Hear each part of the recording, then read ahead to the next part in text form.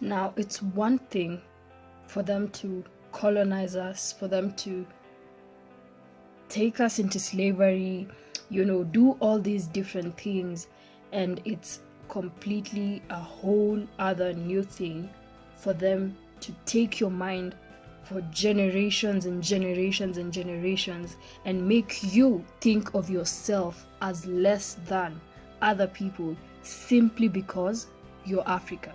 It just doesn't make sense. So today's topic is going to be on mental slavery, and this is one of the few commentaries where I feel actually I think this is the first commentary that I'm doing on my channel that has my face and like I'm interacting with you guys directly, which might be a bit difficult to do, but I hope I get my points across either way, because I just feel like this is something that needs to be talked about. But before we even get into the topic, I'm going to tell you guys where this video was inspired from, right? So we're having a conversation in class, like just a class discussion during one of our classes, and one of the lecturer for that unit brought up a conversation that I don't quite remember where it was from or what it was about, but I remember the response that the student gave. And the student said something in the lines of, Africans, we wouldn't be where we were if we weren't colonized. Are you normal? Are you normal? Are you normal?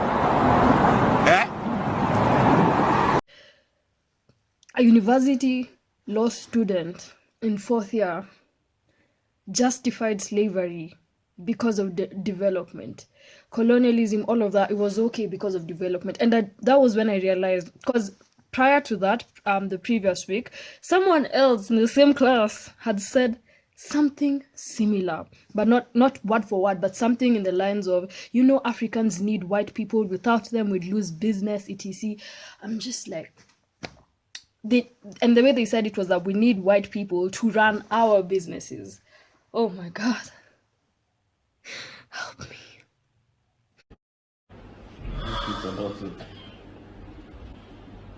Please.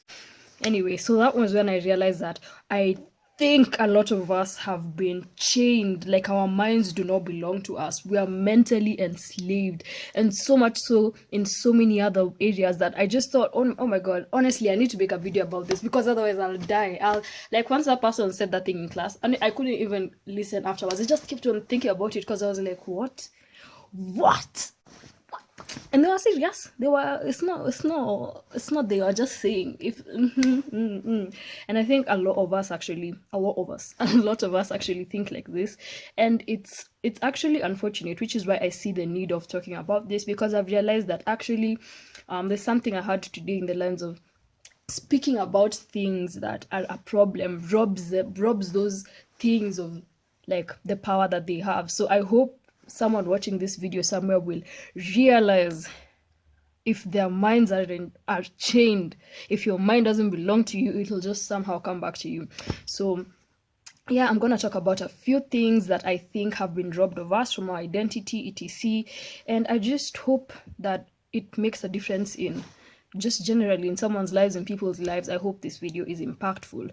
And so obviously, when I talk about mental slavery, as you guys have seen from the intro statement, I think it's more dangerous than any other kind of enslavement that you may have, because it's not visible, it's invisible. It's your mind, it's the things you say that make you see yourself as less than.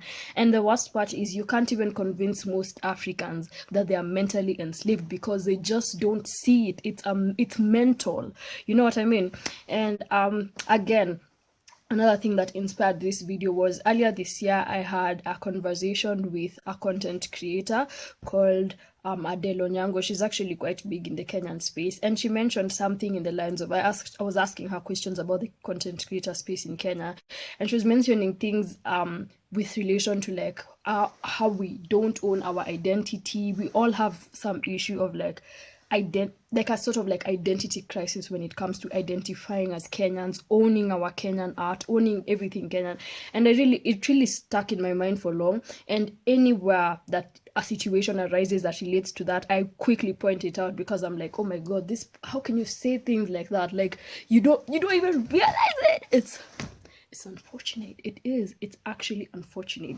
That's what I'm going to say. So yeah, that's another reason that actually inspired this video.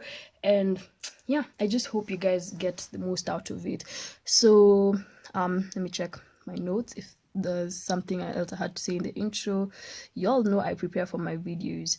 So yeah, I asked guys on like my Instagram. You guys can follow me there, by the way, if you haven't, or if you want to. And my next video is on Instagram. I'm not feeling that up, by the way, but anyway. I asked guys on my Instagram, what are some signs of someone who's mentally enslaved?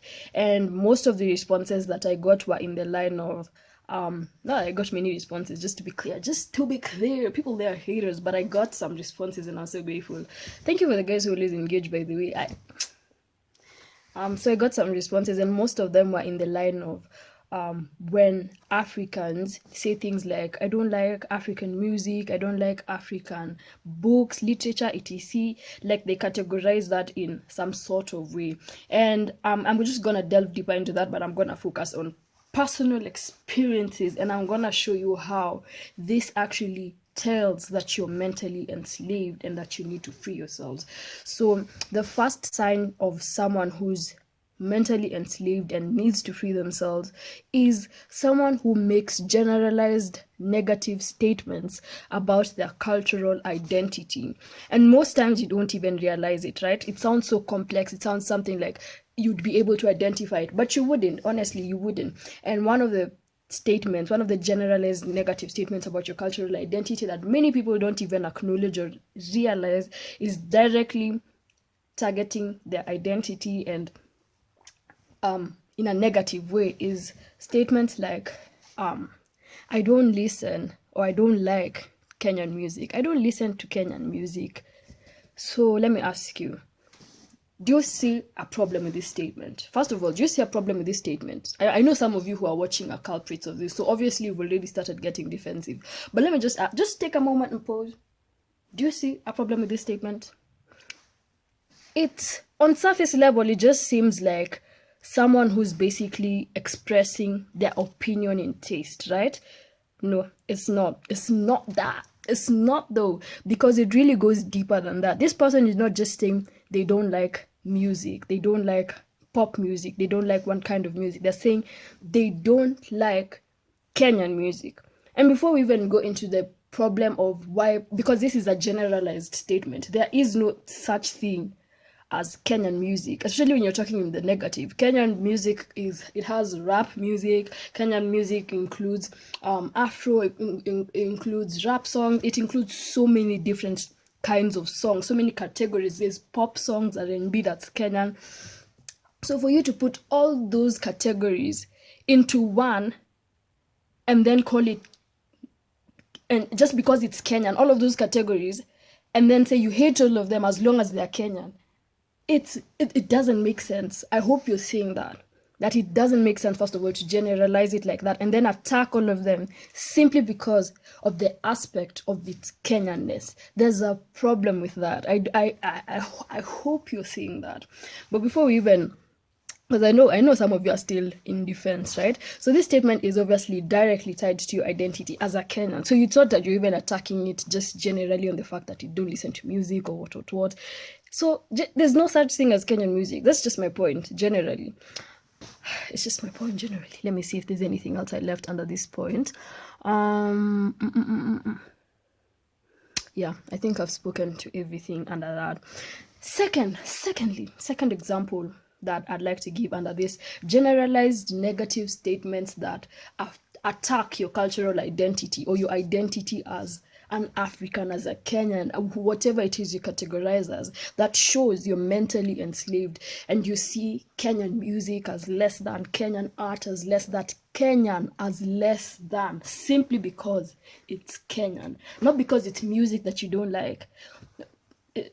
let's go to the second generalized statement that it just hurts me. It just hurts me. Today I'm so passionate. There's no one in the house. Everyone has gone for a wedding, so I have the freedom to make noise, etc. The second statement example is, I only listen to inserts popular artist name in Kenya, for example.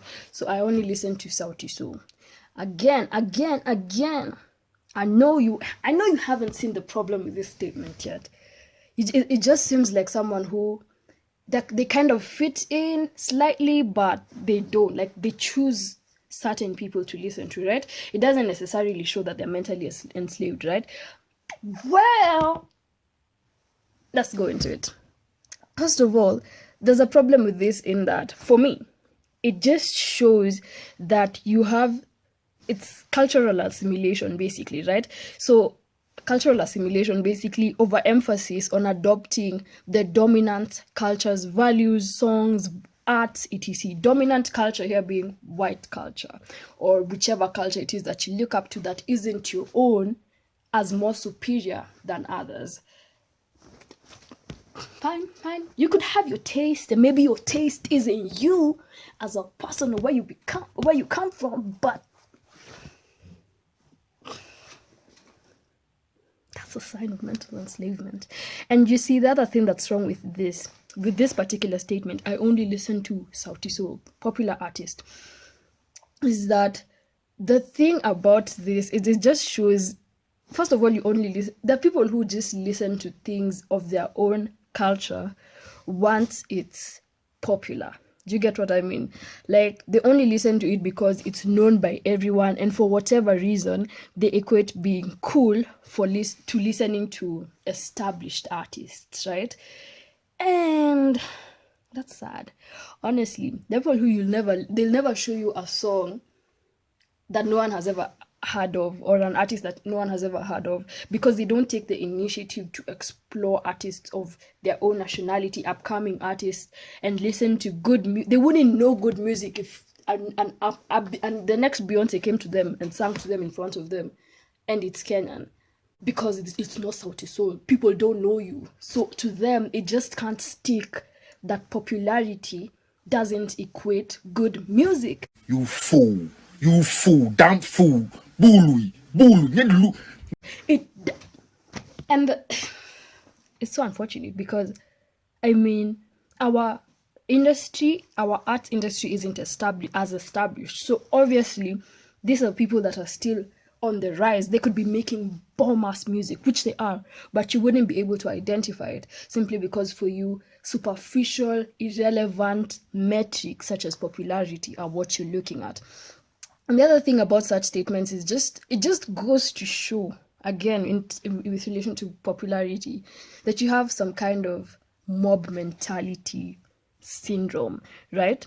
And good music, like you get validation, or you equate good music to validation in terms of views, numbers. Just go with the mob. Huh? If people have said this artist is not good, you won't choose your mind to listen to this artist and establish for yourself that they are not good. As long as everyone else is saying, you will also say. As in, it's sad. It's actually sad. Yeah, so I think I've said everything. Oh yeah, the other thing about this statement is the finality of the statement. The way it's, I only listen to. Not even that they're open to listening to upcoming artists. Most of the times, the way it's said, it demonstrates some kind of close-mindedness in terms of your ability to be willing to explore within your own culture other kinds of artists or music, etc. that might be even better than the external kind of music that you're listening to. And it, I don't know how I can show the correlation further, but I have a case example. Recently, by the time I'm doing this video, just last week, Kinoti and Ethan Muziki, upcoming musicians, performed at Sarit Center, and it was free entrance. Let me tell you, I wanted to go for that. I really wanted to go for that, but I had to come home, and I hadn't come home in like 2 weeks. I had to come, and literally it was full.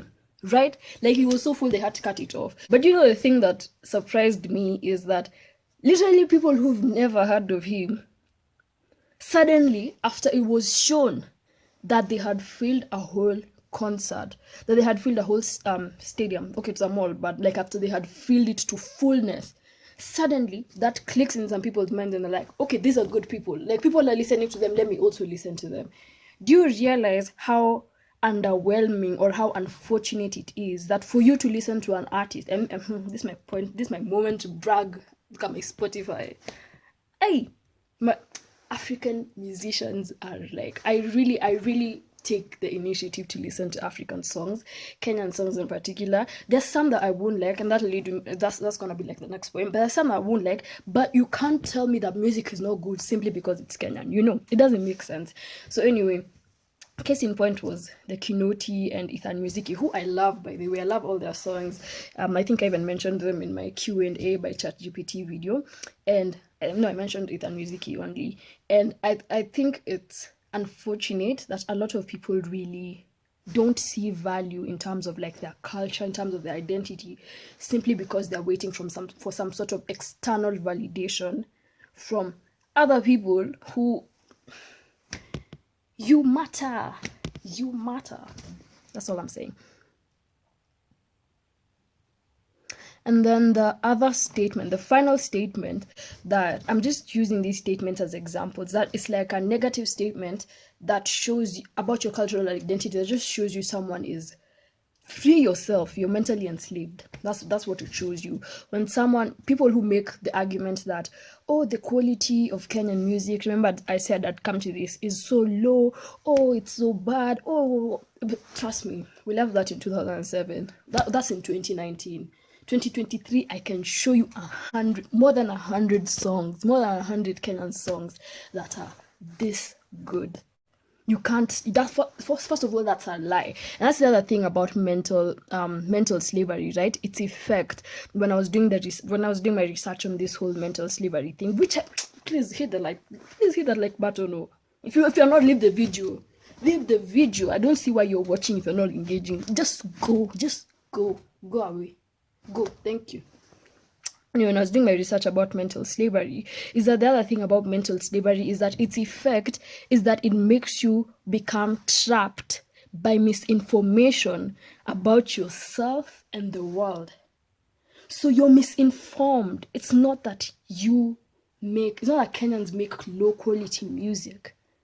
It's that the high quality music, probably you haven't come across it, which again, I would have to say, is a fault that we have to point at, or we have to give it to the media, because they play a huge role in this when they, for example, promote clout chasing kind of content, music that's just like it's not good, and then they overlook the ones that are actually good, the ones that actually make sense. It's unfortunate because they play an unfortunate role in that, but still, you're misinformed that Kenyans generally don't make good music. So that's the other thing about this. And let me see if there's... So yeah, just using like a one size fits all, it doesn't make sense. Yeah, and then you see the thing about this whole quality thing, which again comes to like white validation. And I'll just read out this quote. I'll put it on the screen as well. Is that it takes white people talking about something for us to add value to it. Case in point, a lot of music that's like Kenyan, that's like hits the rooftop. And even some artists, I'm not gonna mention names because I don't see the need, but even some artists, even some influencers, comedians, it's not until white people give them validation that we're gonna look at them and be like, oh yeah, they're good actually. Free yourself. Where's the key? Free yourself. Free your mind. Anyway, I was reading the quote. it is not, it takes white people talking about something for us to add value to it. Then it is important and worthy of our attention. Only when a white fashion magazine says that these women from Sudan are beautiful do we start broadening our definition of beauty. When Stan Lee's Black Panther gives the spotlight to Africa for 2 seconds, all of a sudden, Africa becomes relevant for a millisecond until the hype dies and the white pens go silent. Famous actors are the ones praised by Variety and awarded by Oscars. My small and insignificant point is that the center of the black universe seems to be a small white star. So what basically this writer was trying to say is that we literally operate, even especially within the arts, in such a way that it's the white people that give us a tick. The white, and it's understandable because obviously they run a majority of the industry for reasons that are most obvious to us. But it's not understandable why we let ourselves see ourselves like that. Almost 100 trillion years after, we should be freer now. We should be freer in terms of like our minds. At the very least, that's all I'm saying. So this white validation stuff, it's just not necessary. And the other thing that I wrote about white validation is that it again goes back to the misinformation thing. Our opinions about our reality are outsourced. So you make music, you're the one who has made music, your people are the ones who have made music, but whether that music is good or bad, you're going to ask that one. Is it not you who knows or who will decide for yourself whether or not you like that song, whether or not you like the artist, whether or not you like the movie? Do you see what I mean? Free yourself, free yourself, free yourself.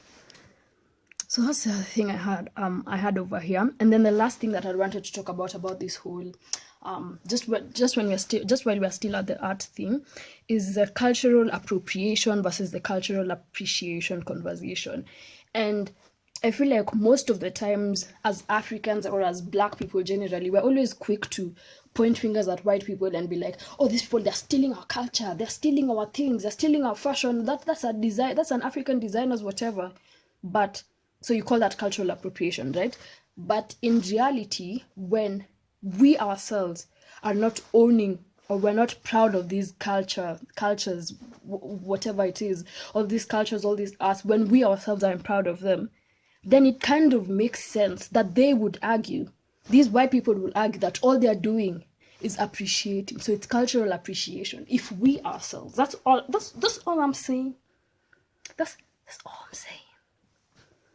So basically, I think I've tried to demonstrate my best how all of these ties back to our identity, how we see ourselves, our art, our work as less than, simply because, not because we are dumb, not because Africans, it's been proven scientifically that we don't have brains, we don't have the ability to sing, we don't have vocals, simply because it's mental, it's a belief. It can be, you can get rid of it right now as you watch this video. Do you know what I mean?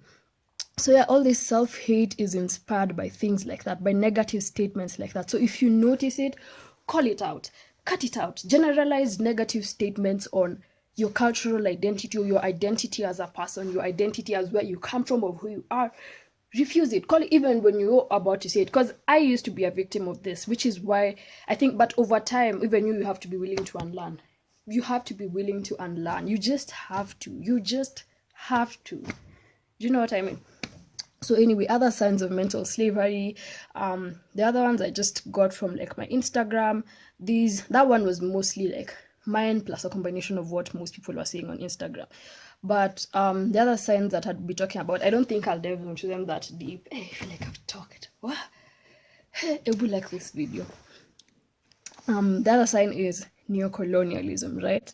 I was trying to figure out how to categorize these other points, so I put like 3 of them under neocolonialism, though they're kind of different. And initially I was trying to find the distinction between neocolonialism and mental slavery, right? But neocolonialism is more broad, and I'll just read the definition: the use of economic, political, cultural, or other pressures to control or influence other countries. So it's more external. Mental slavery is a bit more hidden, but I think they kind of interconnect. And where neocolonialism comes in is, for example, through things like the dress code in most African universities, in most African workplaces, etc. For me, the dress code is a really passionate conversation. I don't even think I should. That's gonna be, if I start talking, I will not finish. I actually will not finish. But just the idea that what professional looks like is what is can only be equated to westernized standards of official. Like it has to be whatever there's only one way that professional looks like, and that's a big problem to me. I mean, that dreadlocks, there are certain African hairstyles that even in most African schools, even the schools that I went to, most African schools, most 844 systems, they dehumanize students for having afros. It's your natural hair. They will call it untidy, they will call it unneat, they will call it looking funny, yet it's who you are as an African. That's something in the mind that needs to be, there's something that needs the so yeah, that's the other example. And I really love it when I see and also about this I should have said this in the intro. I think one thing I'm noticing more and more is that there are African countries that are it's still recording. There are African countries that are more victims of mental slavery than others. The others that completely, honestly, round of applause to Nigeria. I feel like Nigeria actually mostly Nigeria. Nigerians even still have like their accent. Those people, they refuse. No one can ever tell them that their music is not good. No one can ever tell them that Nollywood is a whole $1 million industry right now. No one can ever. They even dress. They still have the beads, the African attire things. Like, they never ever have abandoned their culture because they see it as supreme. They don't see it as lesser than to another man's standards. They see it as supreme, and there's something so powerful about that. So yeah, the other example was the dress code. Let me give one more thing about the dress code that I find weird. Like, even in universities, in a Kenyan university, not naming names, but in a Kenyan, actually it happens in more than one. In a Kenyan university, does it make sense that we only have 1 day to celebrate 1 week to celebrate cultural week? And then, like, shouldn't it be vice versa? We should be celebrating International Week, where we appreciate other people's culture, and then the rest of the year we basically embrace who we are, our own cultures. It's not supposed to be vice versa. The whole year we're upholding international standards, and then the 1 week, now you people can come in African print. What, for 1 week in 56 weeks? Okay. The other example that I had, someone actually also mentioned this on Instagram, was when people the English accent or not speaking English fluently. It's true. Actually, I think it's very unfortunate that as Africans, we measure people's intelligence by their ability to articulate themselves in this one language. More often than not, you will not see, this is very hard to see someone who speaks fluent Kiswahili being praised for being able to speak fluent Kiswahili, or being able to speak fluent mother tongue. But for some reason, this standard has been put that as long as you're able to speak the official language, which is English, you're smarter than everyone. And it doesn't make sense. And I think one of the most unfortunate events that I've ever seen happening around this is like within university, when people had auditioned for a moot. I'm in law school, so I don't know if you guys know what a moot is, but it's basically like a really important competition, and this one particular one was international. And okay, it's actually, I don't know why I'm laughing, it's actually unfortunate. And the people who got in, okay, the person who was picked over other people was because she had a better accent, a better English accent. That thing shocked me. Me, if I was in the, I think I would have complained if I had taken part in whatever competition it was.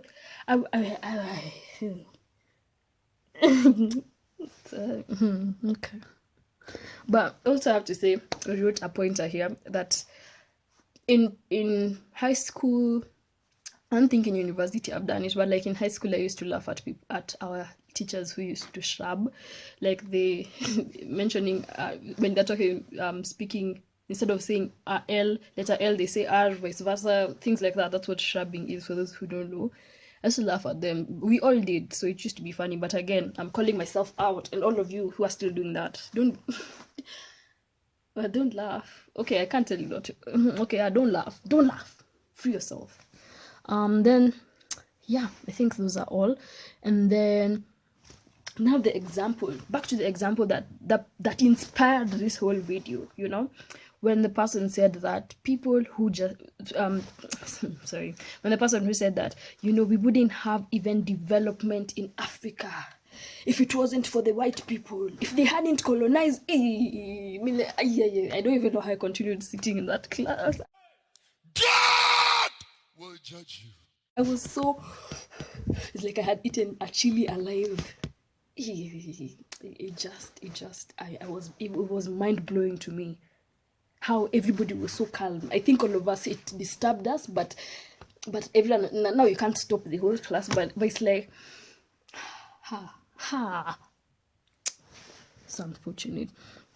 So yeah, the various things that I wanted to say about this, but first of all, the thing that is most unfortunate about this particular statement is that it justifies colonialism.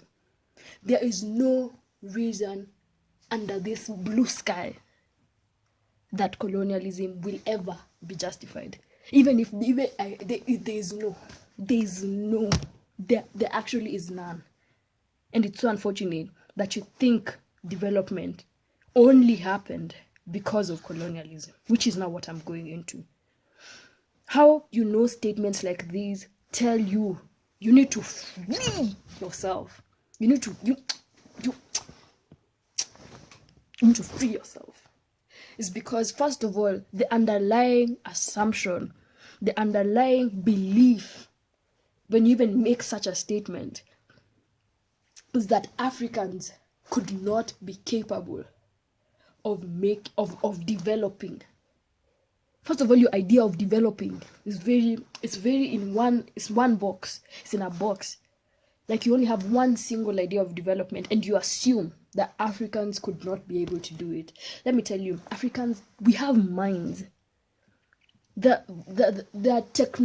apps, Chum's app was made by a Kenyan. A technological app that is very useful in my life right now. An African thought, they executed, they planned, they made it, they are smart enough. And we would have been even smarter. You know what I think? Without colonialism, we would have been like Black Panther. Like Wakanda forever. That would have been our Africa right now. So don't... If you dare write in the... I will fight you. I'm waiting. I've already seen that comment. Okay. So yeah, it's very unfortunate, because the underlying assumption is that Africans are not smart enough to think up of things like, or even to emulate other people that they see building roads, that we had to have the white man do that for us to even see anything like development. So your underlying assumption is Africans just not smart.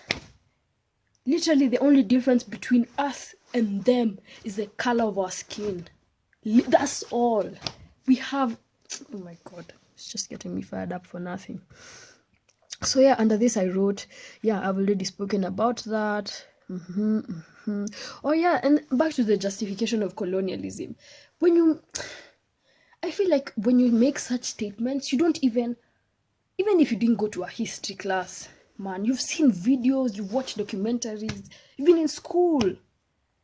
You can, how do you justify slavery as an African? You know, it's one thing for them to do it. It's one thing for racism to happen. It's one thing for people to make racist statements. But for you as an African to say it about your own ancestors, for me, it's mind-blowing, actually.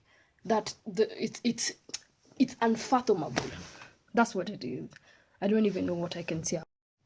So basically, it doesn't make sense if you don't truly acknowledge what slavery did. It just doesn't. It's one thing for them not to, but for you, your people died. They suffered for decades. You're actually a clown. There are dreams that African people, African children can never be able to dream because of what they did to us. You have the audacity.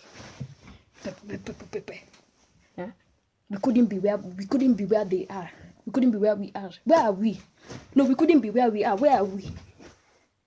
Some of you. Just remembered the guy. There's some useless musician somewhere. Yeah, they just came to Kenya the other day, made a statement that ended up on Nairobi Gossip Club about how, oh, you know, I'm in Africa. You know, the Wi-Fi is poor. If you went to that concert after, I pray as you're walking now, just wherever you walk, lightning to strike you. That's what I hope. Another sign of mental slavery is people who are nonchalant about the injustices of their own people. Yet, let me finish the statement. No, let me finish. Don't cut me off. Yet, they are vocal about the injustices of other people. And I'll always give this example. The George Floyd incident and the various police brutality incidences in Kenya that Kenyans have also been advocating against. And this especially manifests itself on social media. So you'll see people on social media who are like, oh, justice for George Floyd, which is absolutely fine. I did that. It makes sense for you to advocate for justice for anyone, regardless of their identity, regardless of where they come from. But when you're only doing that for external people, when it's a pattern, when it's established that you only do that for external countries, for westernized countries in particular, maybe it's time for you to check yourself. Maybe it's actually time for you to check yourself. Because this very same people, and it happened within the same time frame, the very same people who were loud about the injustice, the unfairness, the brutality that I absolutely do not condone of George Floyd, were silent about the various police brutality incidences that happened to the Kyanjokoma brothers, the various police brutality incidences that occurred to even more recently to the Nyalenda brothers. Oh my God, that video triggered me. And it's not like they don't see these videos. It's not about the videos not trending or whatever. These things, these hashtags are there. People just choose to ignore them, right? And it's just unfortunate. And then finally is the idea, if you know you're mentally enslaved, if your idea of success only looks the white way or like a certain way, and in terms of like, it's like no matter how much, let me just use an example because I don't know how to explain it further while just building on it. It's like no matter how high a Kenyan goes within their own capacity as a Kenyan, it'll never look high enough for you because they did it in their capacity as a Kenyan, as opposed to if they're still a Kenyan but thrived within let's say America. I did a commentary on Majimbo and Rono, so I think you guys already know where this is going. Another example, someone like Faith Kipyegon, who's broken over 3 world records this year alone. Yet, when like so many of us are still not able to conceptualize the magnitude of that win, simply because the white gaze, or whoever it is that we view as superior in terms of, oh, this is a win, has not ticked it as, oh wow. So we're waiting for the rest of the world to acknowledge it for us to do you know what 3 world records is? And in athletics. Anyway, guys, that's the end of the video. I can hear my sister crying. Shout out to people like Wodemaya for promoting African content that actually displays African in a positive way and uplifts Africans and reminds them of their self-worth. Musicians like Beyonce and Hail Bailey for music that encourages people across the globe to embrace their cultural identity. Brown Skin Girl was a song by Haley, the new one. Angel. Yeah, so I'd love to hear from you guys in the comments, and thank you for listening in. Please let me know if you'd like commentaries with my face on, or if you'd prefer the other way. Even if you tell me you don't like my face, I will. In fact, if you tell me that, I'll do.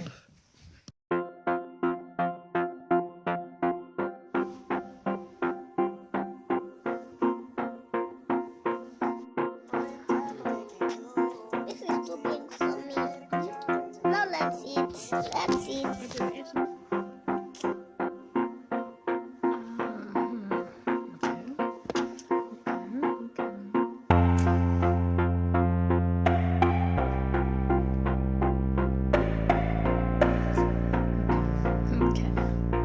And I will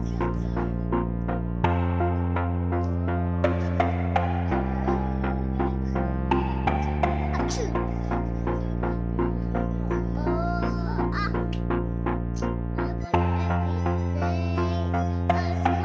Lots of fun. Every day is a magical day and a magic pet today. Magic pet today. When you want something else, when you want Run sweet away some snacks from your problems, that's it out. And then and you'll run away and then we go to job. from me. And then we got picked over here. And then we go to And it won't be a beautiful ending, bye bye, subscribers. but you In the comment front. will finally be free, Hi, subscribers. free from me. Subscribers. And some more subscribers are going to have fun, huh? Free from me.